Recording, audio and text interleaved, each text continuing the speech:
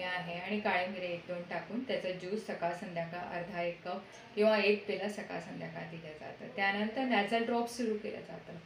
त्यामुळे 5 ते 10 दिवसातच BP 120 80 येऊन जातं आणि आम्हाला तर कित्येक पेशंटच्या गोळ्या 1 दिवसाआड 2 दिवसाआड करून हळूहळू बंदच करावं लागतं.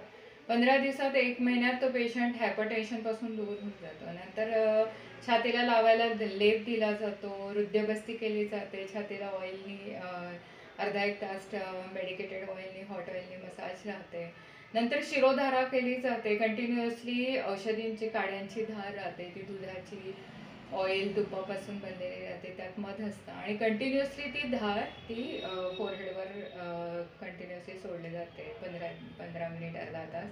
त्यामुळे स्ट्रेस लेवल एकदम डाऊन होऊन ब्रेन शांत होऊन जाते, पेशंटला झोप यायला लागतो आणि BP परमनंटली नॉर्मल होतं.